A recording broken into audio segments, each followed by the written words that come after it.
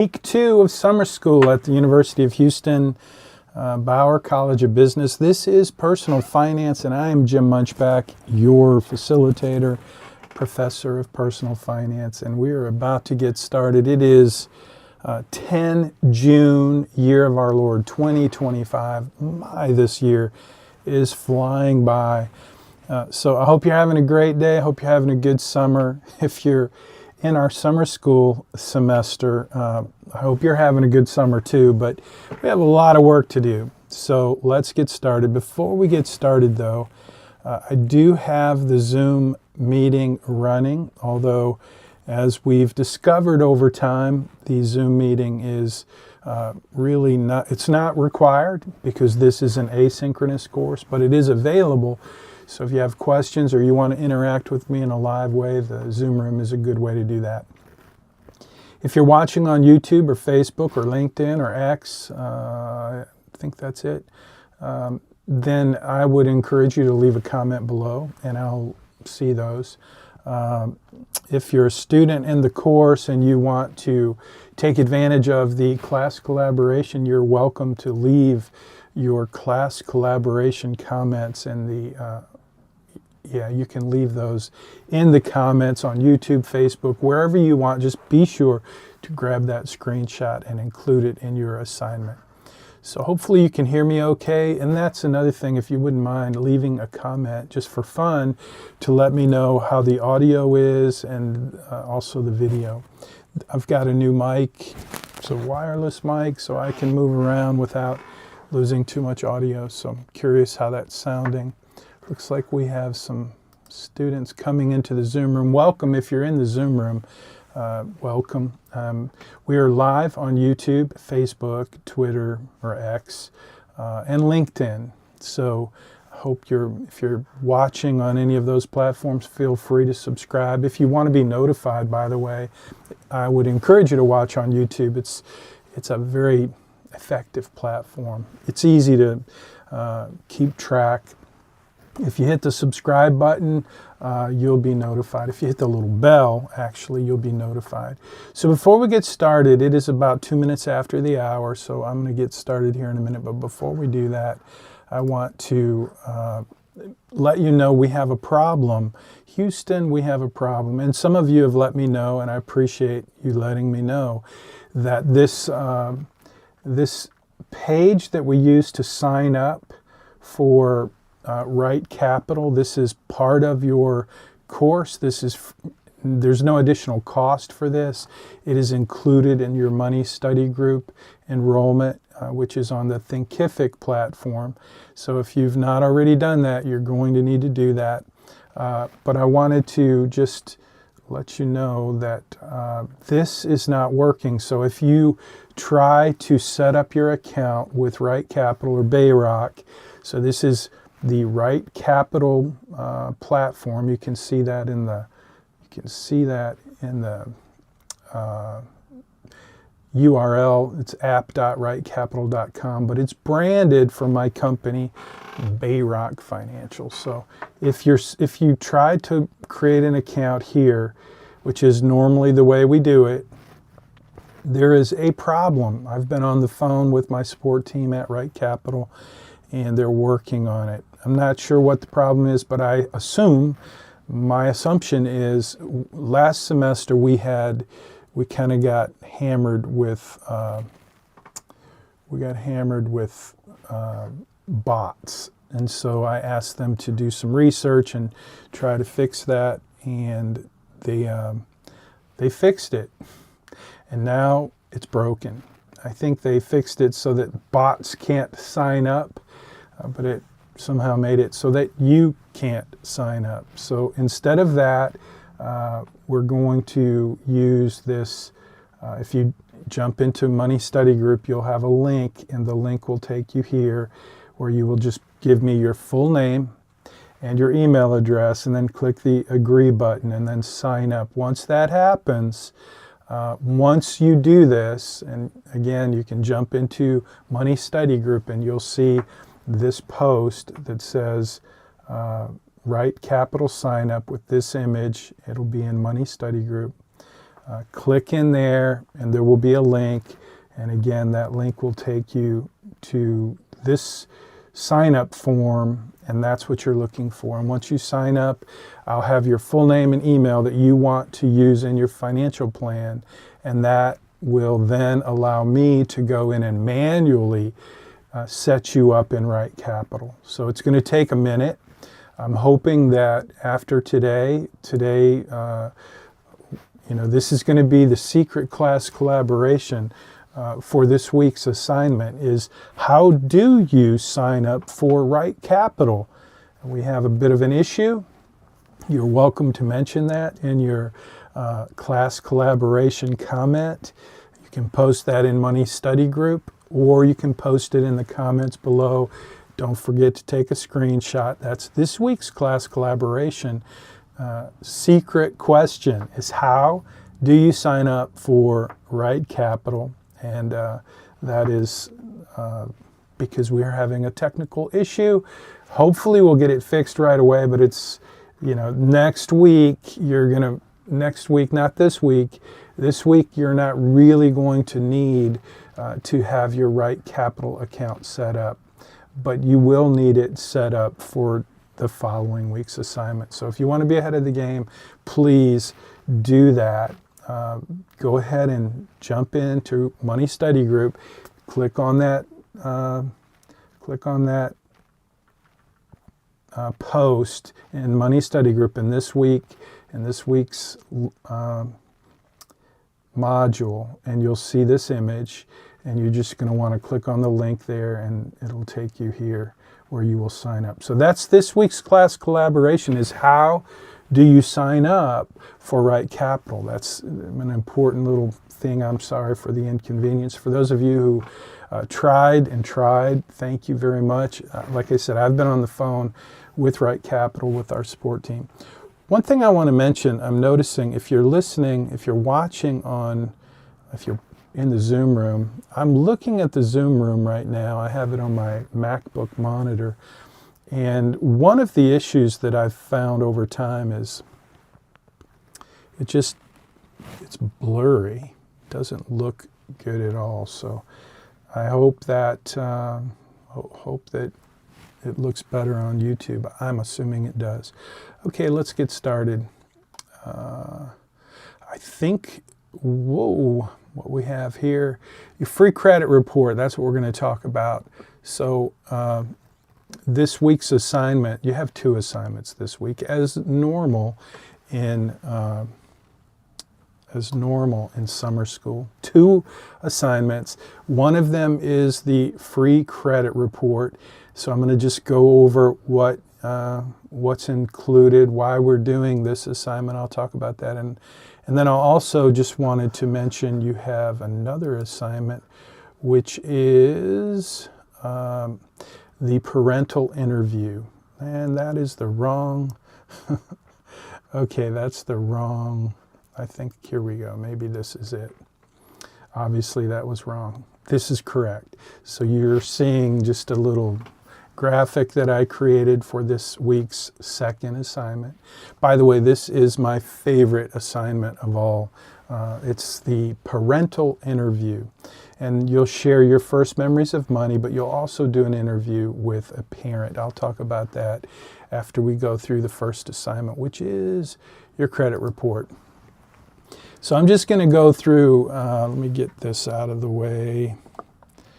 And yeah, if you haven't done so, if you want to be notified when I post these, because this is going to you, if you go to uhplaylist.com, which I had up there a second ago, that's where you'll find this semester's playlist. So if you haven't already done that, please do that. I'm getting emails from students who are asking questions that I covered in last week's lecture, and that lecture was saved in this playlist. So if you're asking me questions that I covered, I'm probably not going to answer them. Also, if you're not in the GroupMe, if that's something you want to use, if you want to ask questions and have other students be able to answer those, jump into the GroupMe. That link is also in the syllabus and in Canvas. So check that out. But anyway, that's where the videos, that's where this will be saved. It's not there at the moment because as it's live streaming, I have to wait until after the live stream to do that. So that is where you'll want to go. If you do want to subscribe to the channel, though, and hit the little bell, you will get notified when I do these updates. So let me jump into the credit report, and you will have a quiz in Money Study Group this week. So that's something you'll want to take advantage of, the quiz. Otherwise, you'll get a deduction. I want to talk a little bit about the credit report. When I started teaching this course, one of the things I thought would be a good idea is to make you aware of the fact that you can get free credit reports 3 times a year.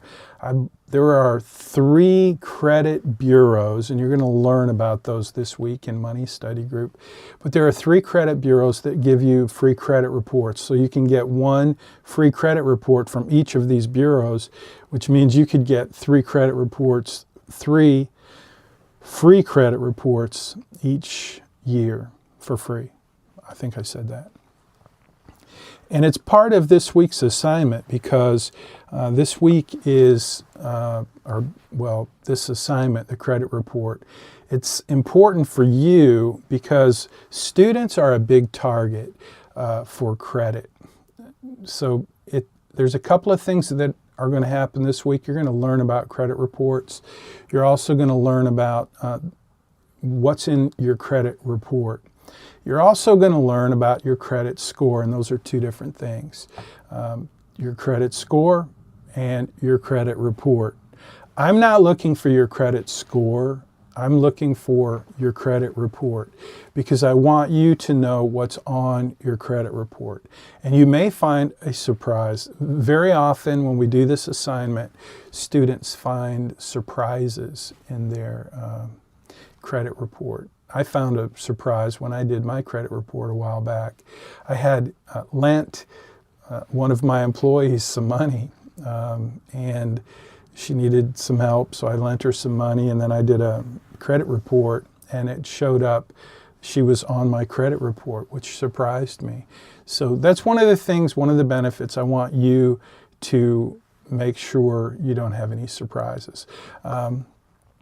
One of the things that happens if you have things on your credit report that you don't want to have on your credit report is it will affect your credit score. And if you have a bad credit score, if you didn't know this, you're going to learn this week. Your credit score will impact the cost of borrowing. So you want to have a good credit score. And your credit report is kind of your guide for what is impacting your credit score. So again, I'm not looking for your credit score. That's important, but it's not the assignment. The assignment is to convince me that you went ahead and you got your credit report. Now, I'll just tell you, if you don't have a Social Security number, you won't be able to get a credit report. And there is an alternate assignment for those of you who do not have a Social Security number. You'll do a different assignment. But if you have a Social Security number, you're required to get a free credit report. And there's tons of personal information on that credit report. And you're welcome to upload that into Canvas to show me that you completed the assignment. But I don't care to really see your credit report. Like, it's not required. So you're welcome to just say, hey, I didn't upload it, but here's what I found on my credit report. That's what I mean by your job is to convince me that you did it. So again, your credit score is an important part of how to control the cost of credit, or influence it anyway. One of the biggest things you'll find in your financial life is the cost of your mortgage. Your mortgage, it's a big deal, it's a big loan, and so again, your credit score will impact what you pay for a mortgage loan. And you will be working, as we move forward, you're going to be required to pretend anyway that you're buying a house this semester. So you'll have to do a little research and figure out how much do you expect to pay if you have a 30-year or a 15-year mortgage. So that's coming. You don't have to worry about that yet, but it's important just to understand why this assignment matters in terms of your financial life. And it's something I hope you'll do. Your free credit report, I hope you will do this every year, at least once a year, just so that you can keep up with the data that's on your credit report, because that's what's being reported to the whole world, and that's what's generating your credit score again. Another thing that's kind of important about your credit is job offers. Now, it may surprise you to know that employers look at your credit. When I was a State Farm agent, I hired a lot of folks, and one of the things that, because you were a licensed professional, if you worked for me, even though I was your boss and I was the State Farm agent who hired you, you still had to have an agreement with State Farm, the entity, and what was that even called? It was some kind of agreement. And even though I hired you, they gave you certification. They gave you access to their systems through my agency. And because of that, if you had really bad credit, they would not allow me to hire you. So I know that's true for other employers as well. If you have problems with your credit, it can prevent you from getting certain jobs. And so again, the way that you will know that you have problems with your credit is your credit report. So that's what I want you to be aware of. That's what I want you to get to know this week. So let's jump into what is a credit report. It's just a detailed record, and you'll see when you do your credit report. Now, some of you will do a credit report because you have a Social Security number, but you have no actual creditors, and you'll find that your credit report is very minimal. There'll be very few things on your credit report. But for those of you who have multiple student loans and credit cards and other pieces of credit, you'll find a lot more data on your credit report, and it's a detailed. So there's a list of the bureaus that you can get: Experian, TransUnion, Equifax. I think there may be one other that does it as well, but you'll go to annualcreditreport.com, freeannualcreditreport.com. The link is in your assignment and money study group, and I think it's also in Canvas, but that's where you're going to go to get your credit report. There's lots of personal information on there. Again, when you do, like, your Social Security numbers on there. So I would, if I were you, I would not upload my credit report into Canvas just because of that, or I would redact anything personal. But again, I know it's easy, and you're welcome to do that, and I'll review it and delete it. But mainly, I just want you to convince me that you saw and reviewed your credit report and that you got it. So if a lot of students just upload it because it's easy to show me that you did it, and then you get full credit. One of the things that impacts your credit score, and one of the things you'll find in your credit report, are the credit accounts you have. And the details of those credit accounts, those different types of accounts, will influence your credit score as well as your payment history. Are you late? What type of credit do you have? So you're going to learn about what types of credit accounts impact your credit score. And if you have those, you'll see them on your credit report. Another thing is credit inquiries. So if you're going shopping for a new RV, I'm trying to sell my old RV, so that's on top of mind. There was something I did the other day that resulted in a credit inquiry. I can't even remember what it was at the moment, but you know what I'm talking about, right? If you apply for credit, if you try to buy a car, you're going to see that there's something showing on your credit report. And so that's something that I want you to be aware of.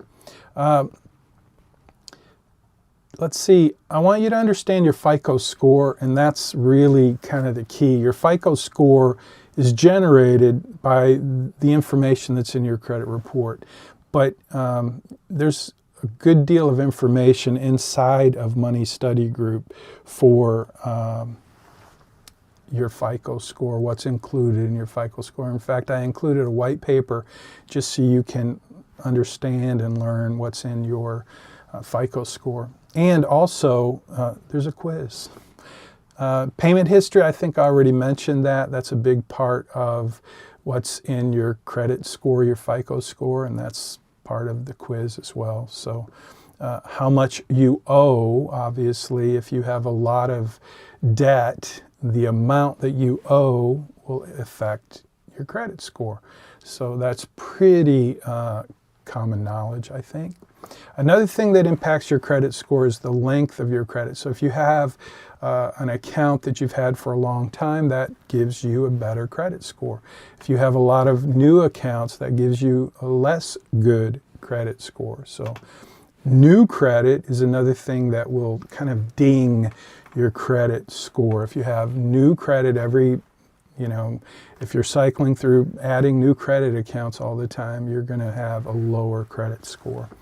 And the types of credit, I think I already mentioned, like for example, if you have a mortgage loan, that's a good kind of credit. Or I think student loans are relatively good versus credit cards. Car loans aren't so great, but they're better than credit cards. So it just depends on the mix of credit that you have in your credit life that will affect your credit score. Let's see, so I've got some information on the screen that's going pretty fast. It's kind of hard to read. You might want to grab a screenshot, or maybe not. I wouldn't worry about it. Just the bottom line here is key differences between your credit reports and your FICO scores. So just keep in mind that your credit report, it's just a bunch of data. But that data feeds into the algorithm that produces your credit score. And so that's why this assignment is part of personal finance this semester. I think I've already talked about why they matter. So the credit report and the credit score, and you'll learn more about that this week. A couple of tips, I think, if I can get to this. Let's see, there we go. Couple of tips: pay your bills, pay them on time, maintain low balances, high credit utilization ratios. In other words, if your credit is maxed out, it's going to reduce your credit score. And do limit the new credit applications. Too many hard inquiry means that you've applied for a new credit account, and that hard inquiry shows up on your report and it causes your credit score to go down. So those are just some basic tips. Another tip is just do a regular review like you're going to do this week. Do a regular review of your credit report. And build long-term credit history. So if you get a credit account, keep it. Don't close it out. I use the same credit cards.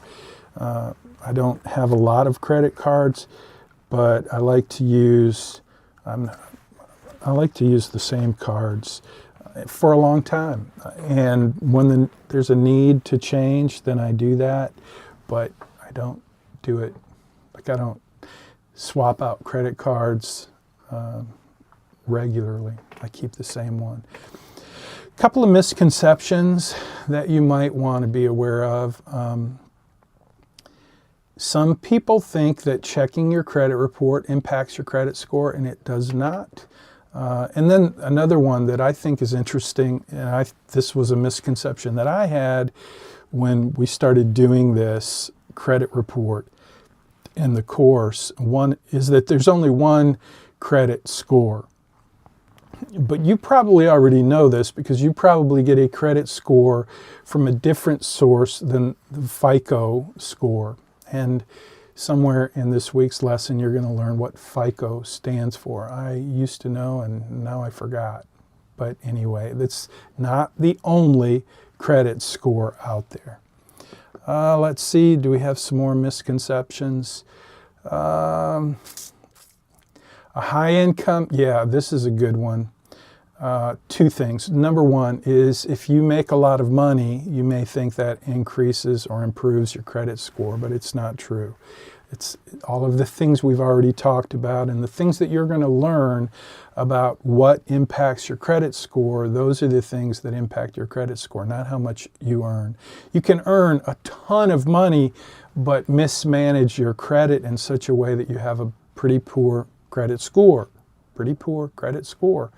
Tried to make that rhyme. But anyway, you get the message. And number two is, a lot of people think, and I thought this too, that if you close old accounts, that will increase your credit score. And in some ways it does, because when you close a credit account, you increase your capacity for credit. You reduce the amount of credit that you have. But the problem is those old accounts, they give you the track record if you've paid your bills on time. Those old accounts that you're closing have some benefits. So that's just something you might want to know. Okay, I am not going to ask any questions. If you have questions, I would encourage you, if you want to ask a question about credit scores, after you've done your homework this week, you can jump into GroupMe and ask some questions. And if those questions are not getting answered in GroupMe, you're welcome to reach out to me and I'll answer those questions. So now we're going to jump into the next assignment. So it is 10:27. We're doing pretty good for time. This is summer school, so we go really fast. I hope you're keeping up, but we will now jump into week 4. Let's see, I think I have, do I have a list? Yeah, this is the basic overview. This is my cheat sheet for this assignment. And again, this is my favorite. This is hands down my favorite assignment to review. So you will do this assignment. You will interview a parent. It's called First Memories of Money. First Memories of Money, First Memories of Money. I should fix that. Part 1 is your first memories of money. So just think about, like, if this works better for older people. Like if I talk to someone my age and I set the table by asking them, what was your first memory of money? And then I kind of set the table by saying, maybe it was your first paycheck, or maybe it was getting allowance from your parents. With students, I usually say something like, maybe it was, I've got a grandson, Caleb, who just turned 7 and he just lost a tooth. He got some money for his birthday. He got some money from the tooth fairy. I'm not the tooth fairy. That wasn't my business. But I did give him some money for his birthday. And so his first memories of money might be that, you know. I'm trying to teach him about money. So he probably has, when he gets to be my age or your age, he will probably have a lot of memories about money that come from this season of his life. But what about you? Maybe it was the tooth fairy, maybe it was allowance, maybe it was your first paycheck. But again, if it's an older person, you'll get generally a different reaction, and I'll go over that for a minute just to help you understand why it matters. So part of the assignment is your first memories of money, but then the parental interview is more, it's different. Because when you start asking a parent, when you do the interview, one of the questions is to ask them about their first memory of money. And that's really where the interview gets interesting. So let me see if I can get to, here we go. I think this is where we want to be. So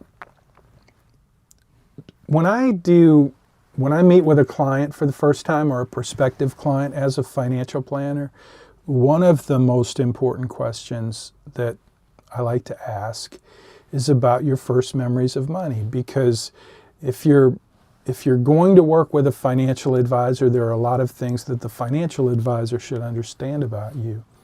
And I learned I attended a financial planning residency program, and my mentors there were awesome. And one of the mentors that I had was a guy named Rich Basillo in Philadelphia. Rich, if you're watching, I wrote several books, and in each of my books I talk about my experience in the financial planning residency program.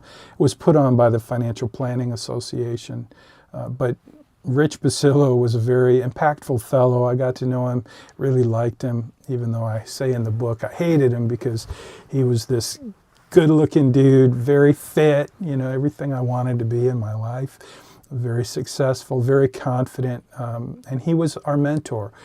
He and some other folks, and they were all just awesome. But Rich shared, they were all there to help us as new certified financial planners. They were there to help us get started as CFPs. One of the best investments I ever made to attend the Financial Planning Association residency program. Anyway, Rich, I think it was the first day that he spoke, he talked about the questions that he asked during the first meeting with prospective clients. And one of those questions was first memories of money. And he set the table just by saying, he shared with us how he asked this question. Like, I'm setting the table for how you're going to ask this question when you do your parental interview. And so what Rich said was, he just sets the table for folks by saying maybe it was your first paycheck, or maybe it was your first allowance, or, and he just kind of set the table by talking about what types of first memories of money you might have.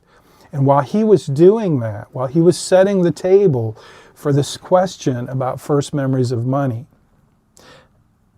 my mind was just flooded with my first memories of money.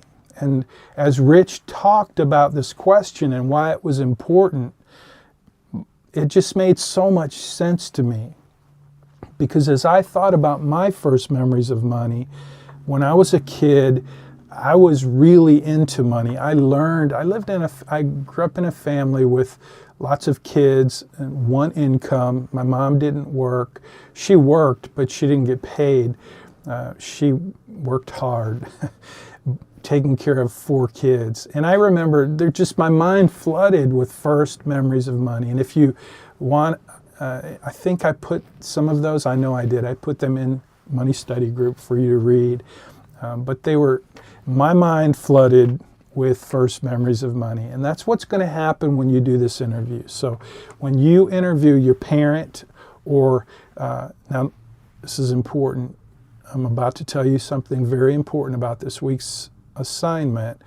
If you interview a brother or a sister or a cousin or a roommate, you'll get no points for this assignment. This assignment is for a parent.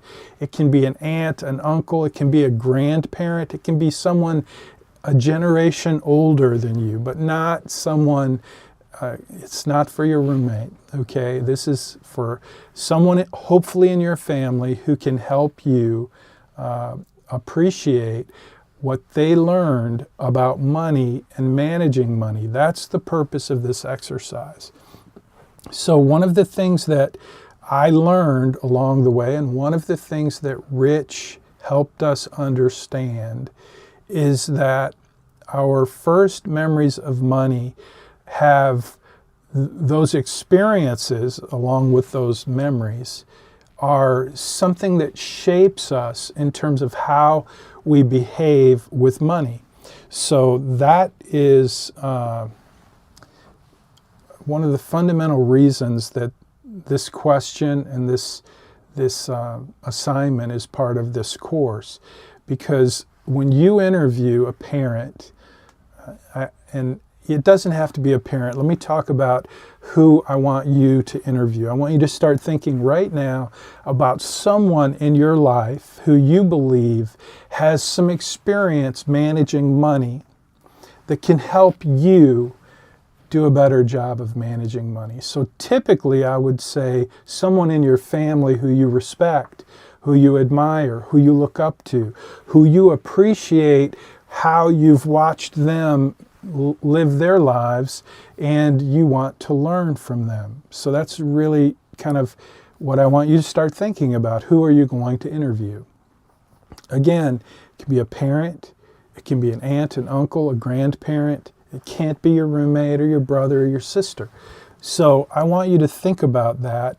Who are you going to interview? It's an important part of the assignment, obviously.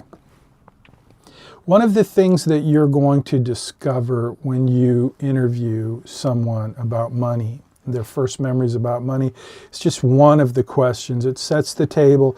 It kind of triggers additional questions. And I've listed some questions for you to ask in the interview, but you certainly can ask different questions in addition to the ones that are part of the assignment. But what you're going to find is that different people have different attitudes about money. They think about money differently, and because they think about it differently, they behave differently. And my suspicion is that some of your behavior with money, some of the ways that you manage money today, you're unaware of, you haven't really thought about. And so by doing this interview and learning from someone else, you're going to be able to quickly put into perspective some of the ways that they think about money that influences the way that they manage money. That's what I'm hoping. I'm hoping you learn some things that change the way you think about money, because if you can change the way you think about money and have a longer view, a better perspective, a smarter, more wise perspective about money, then you will be able to manage it better. If you have a more clear vision about what you want from your life, you will be able to manage money better. It will help you. It will help you figure out what matters most, so that then you can connect your financial decisions to those bigger ideas, those bigger dreams, that bigger perspective than just what do you want right now. So it's an important assignment, and you're going to be able to gain that perspective from this person, hopefully, that you interview. So I want you to gain some deeper insights from the people that the person or the couple that you interview. So I'm hoping this is a meaningful assignment for you. Like I said, it's my favorite assignment to grade and review and read, and I look forward every semester to reading it, to seeing what you learn when you do this interview. So let's see, we've got just a couple of triggers here. Triggers, they're just something to help you as you ask the questions and think about for yourself. First memories of money, things that help you kind of discover or go deeper. We want to go back as far as possible to your very first memories of money. And you don't have to try very hard if you just set the table in a decent way with the person you're interviewing. I promise. I've asked this question probably 1,000 times, maybe more, but it is the most fun question to ask, because when people start to go back in time, they experience certain emotions, and they're, just to be with someone and have a conversation where they're more having an emotional experience. It's just a lot more real than just blah, blah, blah, which we do a lot of in the financial services business and in financial planning. We get stuck talking about investments and, asset classes. A lot of this stuff we're going to talk about in the weeks ahead. But when we talk about these first memories of money, we're setting the table as a financial advisor anyway, to get to know how you think about money, so that I can, the goal for me as a financial planning practitioner is to understand how you think about money, so that I can help you recognize patterns of behavior that may not be serving you well, and help you kind of change your behavior a little bit. And also, mainly, one of my big goals as a financial planning practitioner is I want to help you have more clarity and more confidence in your financial life. So that comes from a lot of other things besides this conversation about your first memories of money. But what also happens is if I can help you see the patterns in your way of thinking, a lot of people think about money in a way that doesn't serve them well. You're going to read about my conversation with my Uncle Hank, who has since passed. And what I learned from my Uncle Hank, he was the guy that I did this interview with him. In my family, Uncle Hank was the guy that, he's the one that I would want to go to and have this conversation. He was awesome. And one of the things he shared with me in this conversation is that he shared his first memory of money, which was his father, who he saw crying. He'd never seen his father cry. And the reason his father was crying is Hank grew up on a pig farm. His dad was a pig farmer. And every year, once a year, they would sell the pigs to a broker. It took all year to raise the pigs, feed them, take care of them, and so on. This dude shows up to buy the pigs, and he takes the pigs and leaves a note, but it was a scam. Can you imagine your entire year's income getting lost in a scam? Well, that's what happened to my Uncle Hank. He watched his father react to that experience by crying, which he'd never seen his father do. And that was my Uncle Hank's first memory of money. And what happened as a result of that experience was my Uncle Hank was super frugal. Like, he pinched pennies. He made a lot of money. He was very wealthy. I mean, not like, Bill Gates wealthy, but he was very wealthy. And he was one of my first clients. And what I learned from him and what I helped him experience or helped him better understand is that way of thinking about money, where it was what we call the scarcity mentality, never enough. It didn't serve him well. And he was able to kind of transition and do some things that helped him experience more contentment in his financial life. So clarity, confidence, and contentment, those are my goals as a financial planning practitioner. What I want you to do in this exercise, in this assignment, is I want you to learn from the person that you choose. Like I chose my Uncle Hank. I want you to choose someone who you believe can help you have a better perspective about money and what matters most in your life, in their life. And you'll learn that. Mistakes they made, good decisions they made. And I want to just kind of share, let me just look at what's coming up here. I want to prepare you for this interview. That's what I'm looking for. So here we go. This is my way of helping you prepare for the interview. So we talked about how you select the person you're going to interview, and I hope you're thinking about that now. As you approach them, though, I want you to have humility and gratitude. In other words, let them know that you selected them because you want to learn from them. Let them know you're in this course.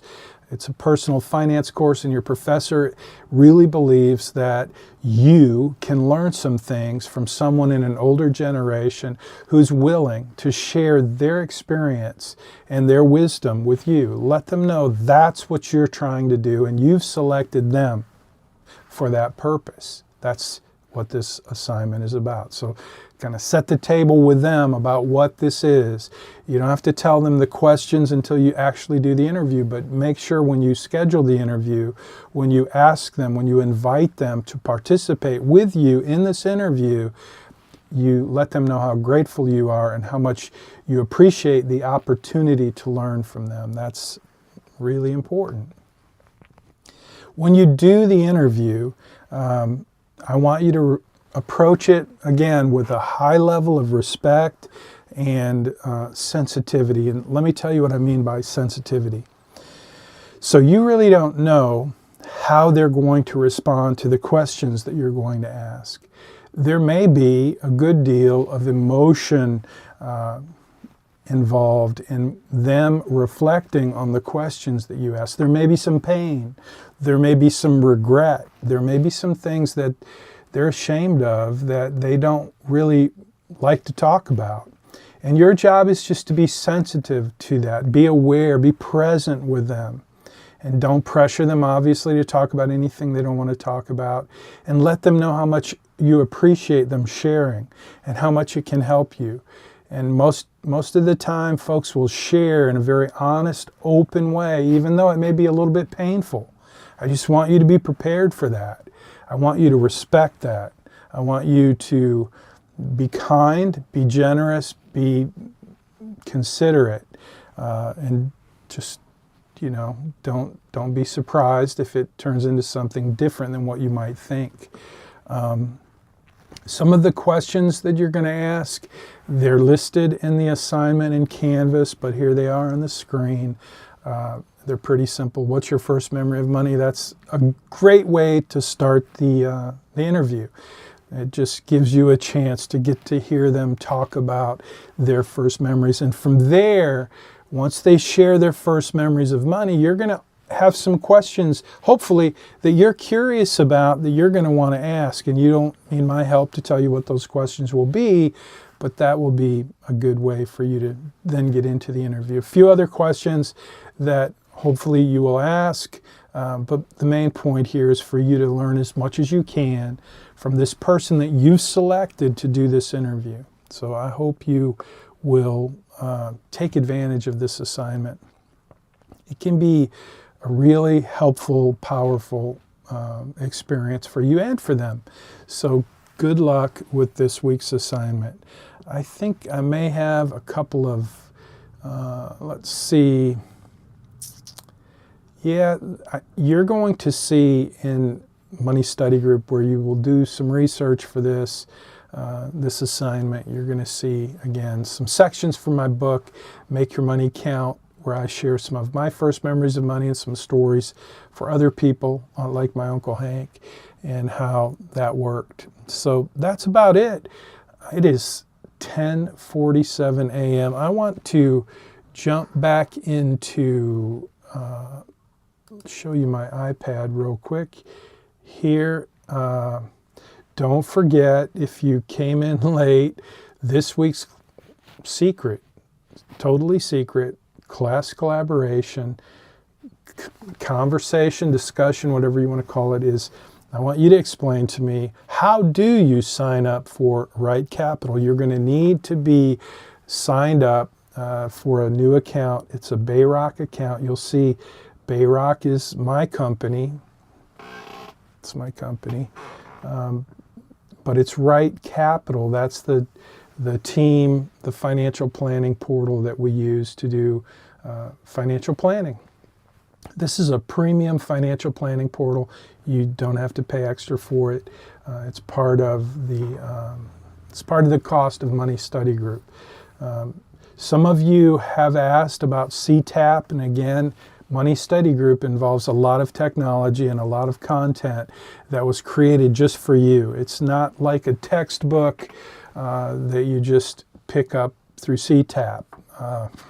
It is what it is. If that's a problem and you don't feel like it's worth a few extra dollars to participate, you might want to consider moving from this course into one that uses more generic CTAP content. This is not a generic course, and I promise you, you will, if you go through the course with the intention of learning what I'm teaching you, it will be worth every penny. But if I get it, if you're upset that it's not covered under CTAP, then don't be upset, just move on. But in the meantime, if you're going to stick with us, and I hope you do, I hope everybody does, this is what you're going to want to do. You don't need to be signed into RightCapital this week, but you do need to be. We need to get you set up so you can start working on your financial plan, because moving forward after this week's assignments, you will have assignments that involve RightCapital.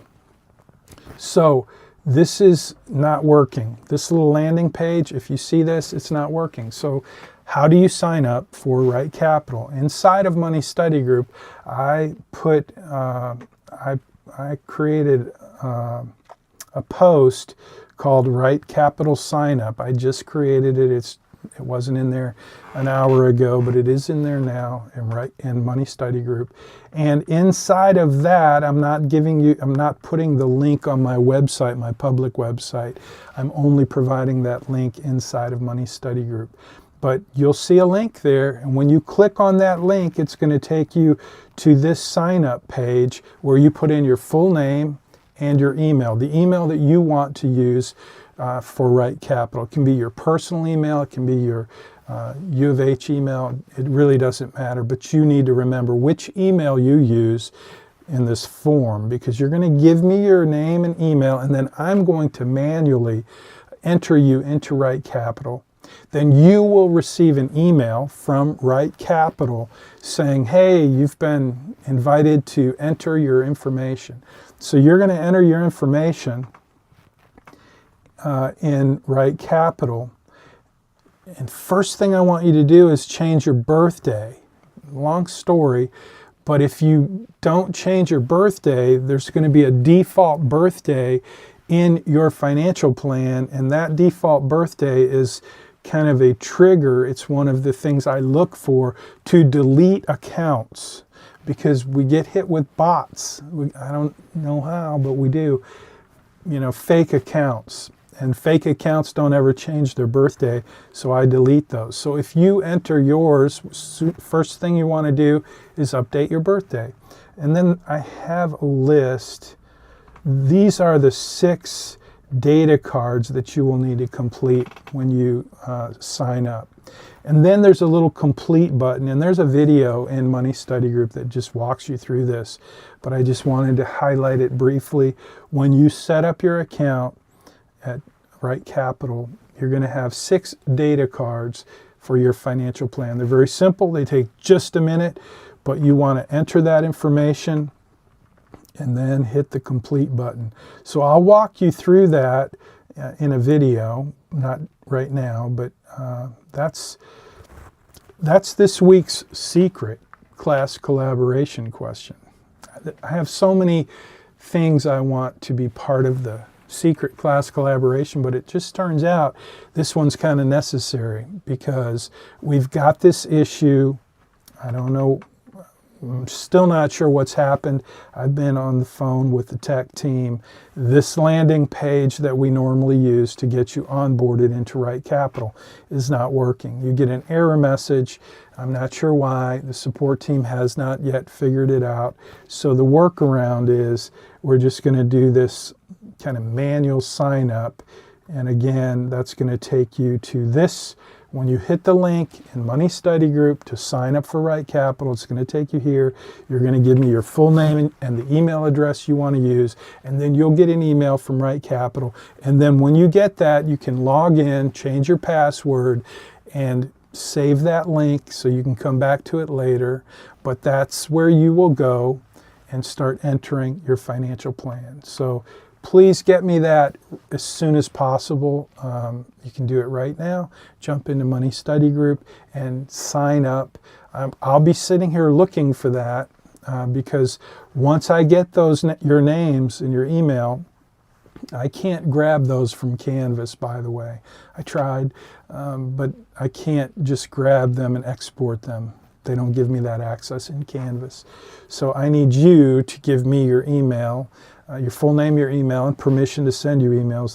This is just a regular email form, but that's why I'm doing this, is because our normal sign-up page is not working. Sorry about that. Okay, so let me change this. This video will be in the uhplaylist.com. It's a redirect, but there is a summer school playlist for you as part of this cohort, and that's where you will find this video. As soon as I finish the live stream, I will go and move this video into that playlist. So thank you for being here. Again, if you're watching on Zoom, I apologize for the what looks like a fuzzy screen. But you know, I've been discovering over the last several semesters that most students prefer watching on YouTube or Facebook or LinkedIn. So hopefully you're doing that. There shouldn't be any problem. We have a pretty good stream right now, it looks like, I believe. Leave a comment and let me know, what does it look like? What does it sound like? I got a new mic. Got a new Hollyland mic. This is a wireless gizmo, but it seems to work pretty good. I want to mention as we end, I've just got a couple of minutes, and I want to just kind of mention that this is my last summer school session for a while. In 2026, I will be taking a sabbatical. So I'm going to spend some time thinking about what's next for me in my teaching career. I do have one more session. I'll do fall 2025. But after that, I'm taking a sabbatical. So I just wanted to mention that. I will be sharing what I'm planning on doing next. I have some really big ideas for what I will do with the spare time that I will create during the sabbatical. And I haven't decided yet if I'm going to come back and teach after the sabbatical. I'll tell you this, the Bauer College of Business has communicated to me that they really prefer to get professors on campus, and I totally appreciate and respect that. I always taught on campus, and then COVID hit, and we were required to go online. So I went online and I invested a lot in developing what I believe is the best online asynchronous course possible for personal finance. And that's what you're experiencing this semester, although with some technical difficulties with RightCapital at the moment. But overall, this has been a very successful course, and I believe I've been able to help a lot of students learn the basics of personal finance and begin to take the right steps to be successful in their life. And I'm overwhelmed with gratitude for the opportunity to do that. But on the other hand, I'm not really eager to get in my car and drive across Houston and fight traffic on campus every week. So I'm not sure I'm willing to do that. And so that's what I'm thinking through. Not sure what my decision will be. I love teaching. I really actually like teaching in class better than online because it's so much better to look you in the eye and have real conversations with you. But here's the thing. After COVID, after teaching online for some time, I did some research, and I actually did some online and in-person courses just to find out what you thought about asynchronous courses versus in-person. And you proved to me, not you, but the students at that time proved to me without any doubt that they preferred asynchronous online learning. And the reason that was such a clear survey is because, you know, they didn't show up for class. I'd have 1 or 2 or 3, maybe 5 students out of 100 show up in class while, you know, everyone else showed up online. So that was proof to me that online asynchronous was, that's what students wanted, and that appears to be changing, at least according to some of the folks I'm hearing from. I have no doubt that in-person learning is better, but that doesn't mean it can't be good in an asynchronous setting. So I'm trying to figure that out. Just wanted to share that with you. You can give me any input that might be helpful for me to make that decision. I appreciate it, as always. And I look forward to grading especially this week's assignment, the parental interview. So good luck with your credit report assignment, and even more good luck with your parental interview. It is now time to hit the bye-bye button. bye-bye button. I just made that up. So I'm going to hit the finish button because it is now 11 a.m. on the dot. Have a great week. I look forward to hearing from you, and I look forward to reviewing your assignments in Canvas. Have a great day. Have a great week. Have a great summer.